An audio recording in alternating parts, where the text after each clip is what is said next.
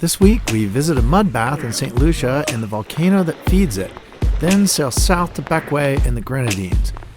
There, we visit a sea turtle rescue, wander around town, fill up on doubles, and then try our hands at foiling behind the dinghy. We then move on to the Tobago Keys and get some snorkeling in, then make our final run to Grenada, where I med moor in the boat for the first time while Wind Therapy provides a running commentary. I can't believe you just said that. Even this guy's laughing. 'Cause even in the madness, there is peace, drowning out the voices all around me. Through all of this chaos, you are writing a symphony, a symphony. Oh.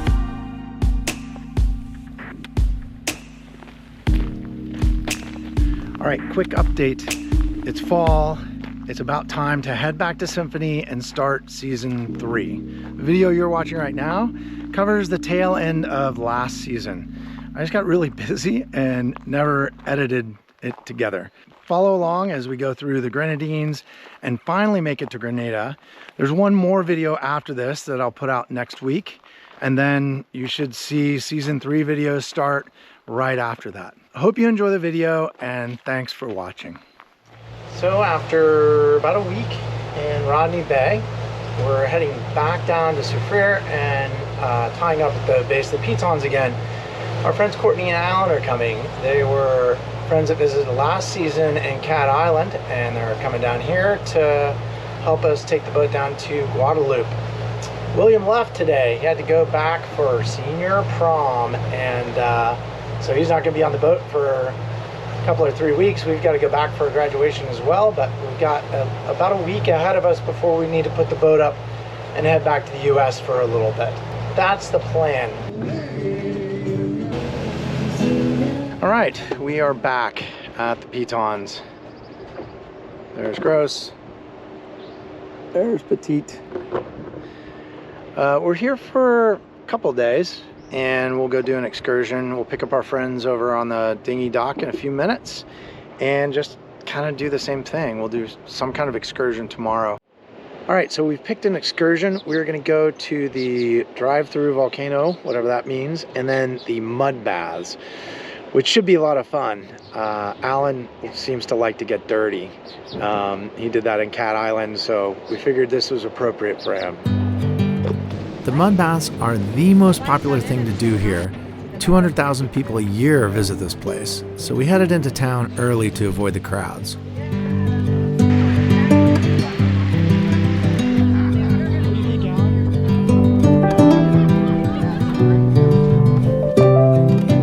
This is hot.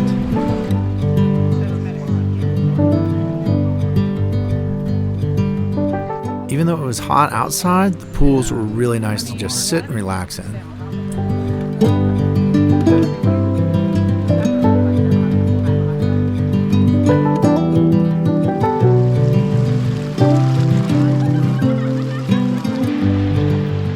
There are 2 colors of mud here, and they get buckets of it from upstream.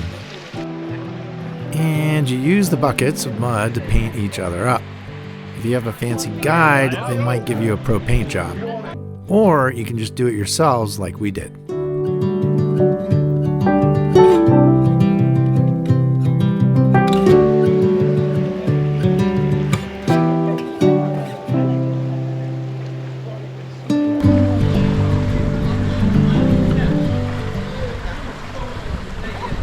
I just saw what Aaron put on my face.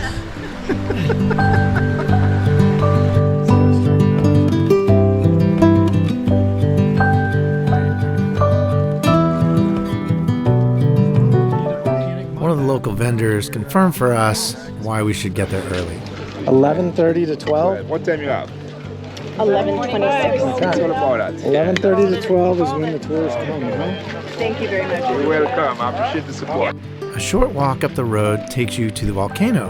So yes, you literally can drive into the volcano.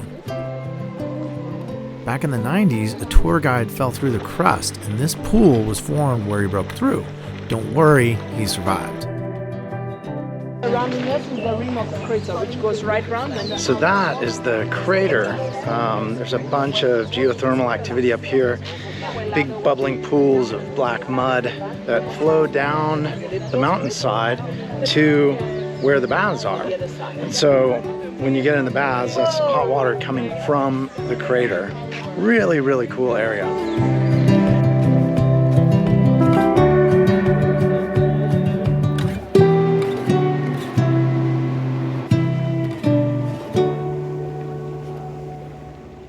So when friends come to visit us on the boat, more often than not, we'll ask them to mule items over that we can't get here. So USB cables, some snacks, that kind of thing.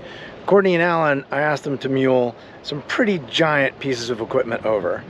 I bought a foil board and a foil, and they managed to bring them all the way here from the US. So thank you, Courtney and Alan, but also now we have something to do for the next week as we make our way down to Grenada. So I'm gonna open these up and put it together and see what it looks like.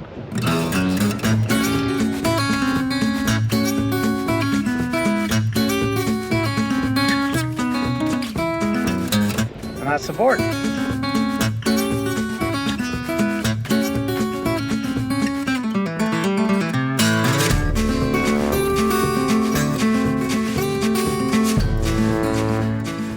I don't think I'm gonna put it on right now because I don't know if we're gonna have time to mess with it today. Courtney and Alan are over doing a last snorkel, and then we leave really early in the morning for Bequia. So I think we're just gonna pick this back up in Bequia. All right, we are up and away and leaving St. Lucia. The pitons are really putting on a show this morning with the light. Check it out.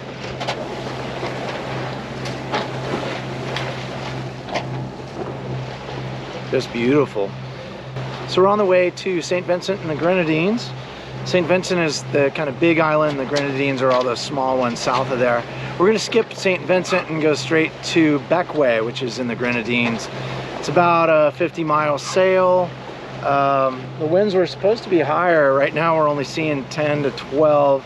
The swells aren't bad at all. Crossing between the islands, there wasn't even a big burst of wind that I was expecting. So it should be a pretty pleasant motor sail, and we'll get there in the afternoon, set anchor, and then start exploring Bequia.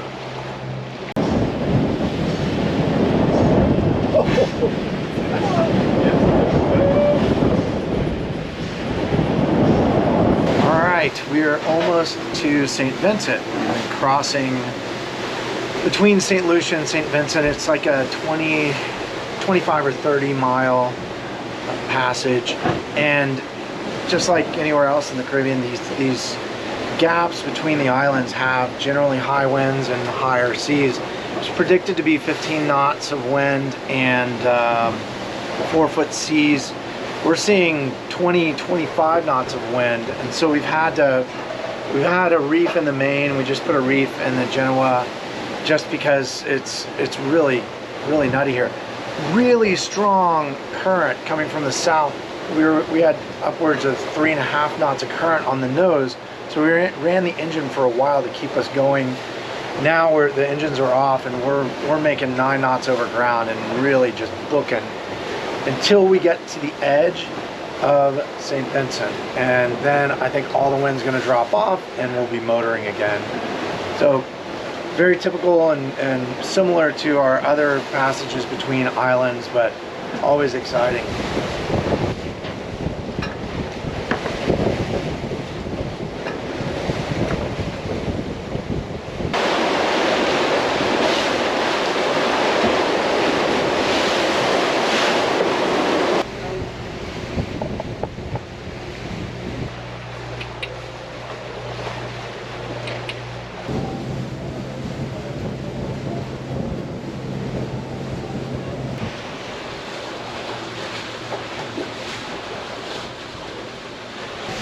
All right, we are almost to Bequia. We're about, I think, 6 miles out, and pretty weird passage.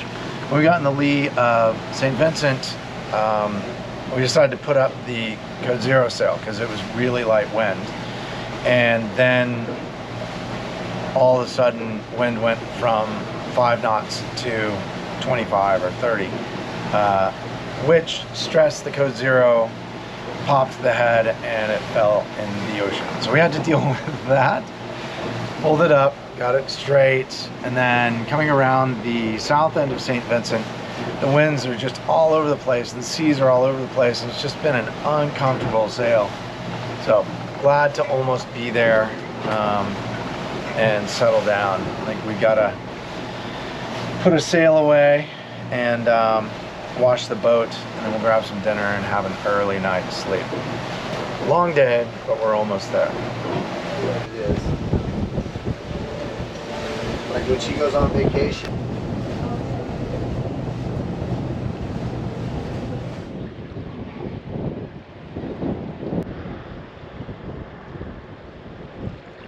All right, we've made it to Bequia.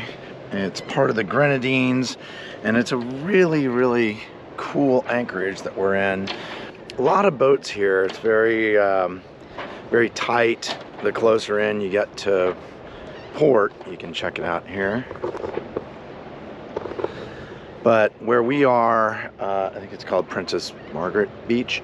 There's plenty of room and good holding. So we're gonna go explore. We're only here for a couple of days, so we're gonna go check out a turtle sanctuary and run around town, because we've heard that's a pretty neat little place. After that, we head to Tobago Keys, and we'll be there for 3 or 4 days. So, Bequia.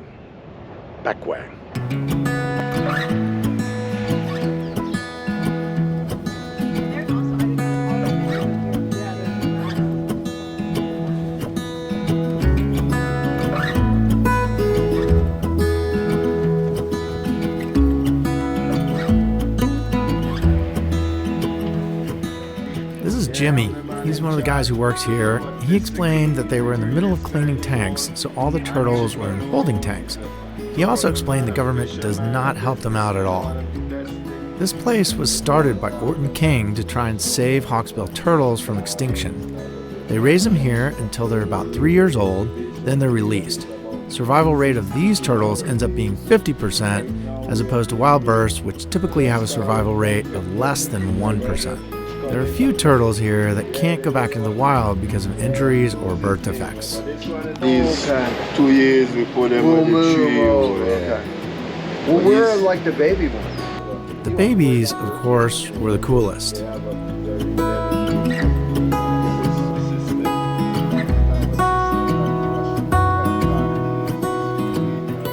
This is what a sleeping baby turtle looks like. These are some 3 years that are just about ready to be released. These are the main tanks that they were cleaning while we were there.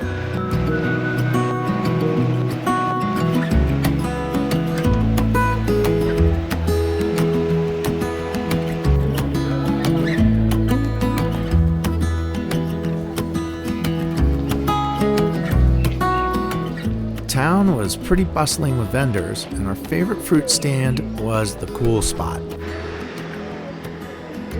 We discovered the amazingness that is fresh passion fruit. Because you know you're gonna get more of that. For marketing.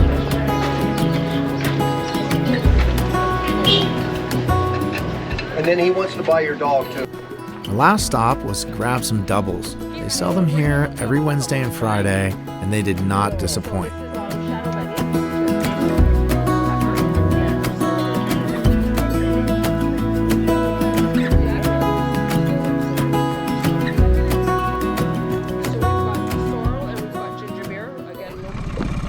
Smile for the camera.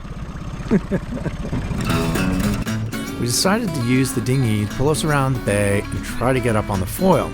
I watched a bunch of YouTube videos. How hard could it be? Well, it turned out to be really hard. We were better by the end of our session, but still no closer to actually being able to wing foil. You'll notice I was jumping off a lot. It was to stay clear of the very sharp foil underneath the water.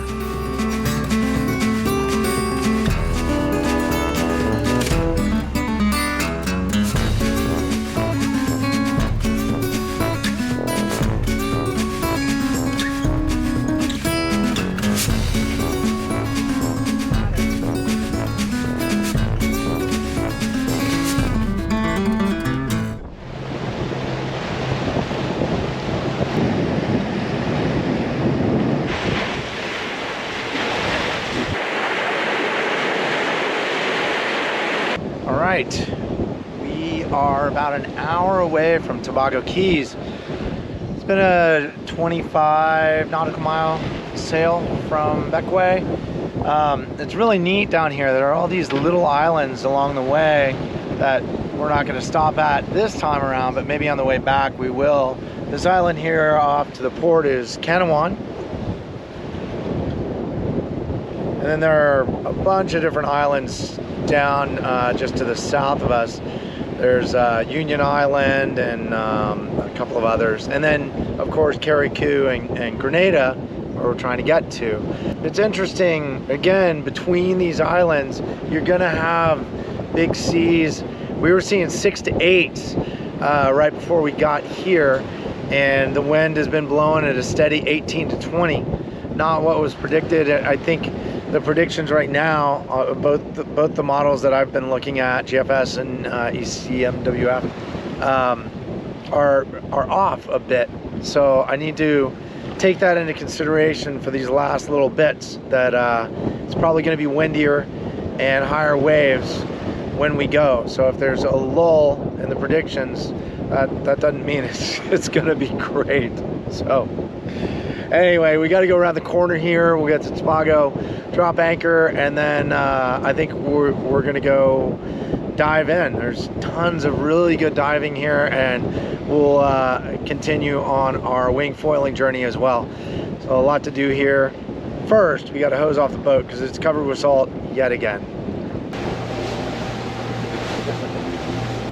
The Tobago Keys are a very popular cruising destination in the Grenadines, and for good reason. It looks a lot like some places in the Bahamas.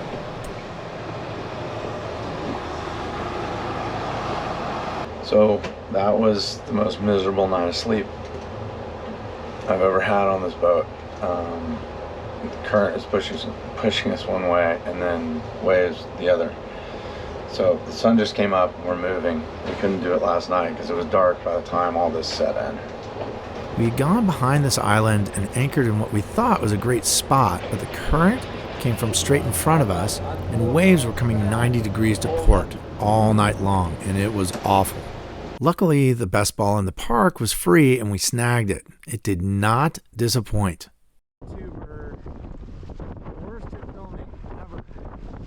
The water here is just incredible. It was like we were in a giant swimming pool. Do you think so? Yeah, for sure. Nice though? Wow.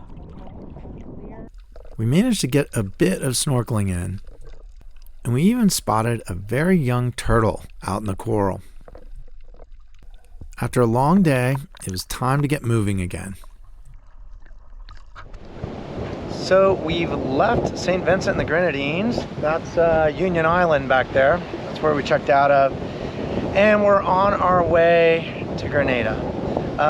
There's an island on the northern end of Grenada called Carriacou, and that's where we're going tonight. We're gonna go to the Tyrrell Bay, Anchorage, and then tomorrow we have like a 4 or 5 hour sail down to Grenada, you know, the island.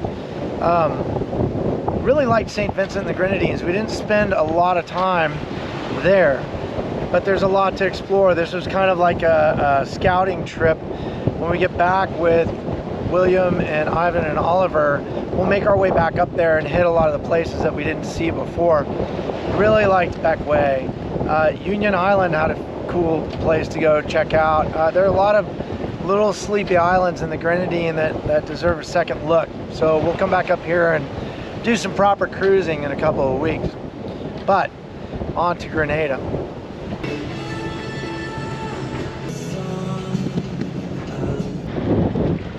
Well, technically we've made it to Grenada. We crossed over and we were gonna go stay in Tyrrell Bay, but it was completely full. There weren't any places really for us to anchor that didn't seem too close to boats. So we ended up coming around the corner to a place called Sandy Island, and we've got a ton of fetch in front of us and 20 knots of wind, but no waves. It's really quite amazing. Check it out. So we weren't able to check in. We got in a little late. So we were flying the quarantine flag, and we'll just leave tomorrow morning and go all the way down to the main island of Grenada and check in there.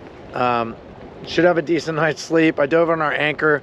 The sand is kind of thin here, so we had a little bit of sliding, but we bit, and it looks good for tonight. And it should hold even if the winds keep up at this 18 to 20 knots. So one more night, and then we're into the marina and then off to the US for just a bit.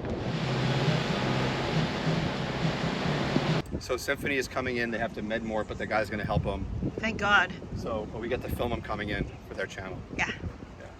And I say 50-50 that they crash into the dock. God, you're so mean. Okay, that's mean. 40-60. You're so mean. 40-60 crash. Oh my God, I'm not going to even tell them you said that. Well, you're going to give them the video. I've never med-moored before. You tie the front of the boat to a mooring, then secure it to a dock behind you. Notice the gusts of wind here. It was a bit nerve-wracking. Luckily, the dock master was great, and he talked us through it every step of the way. I can't stress enough how good he was.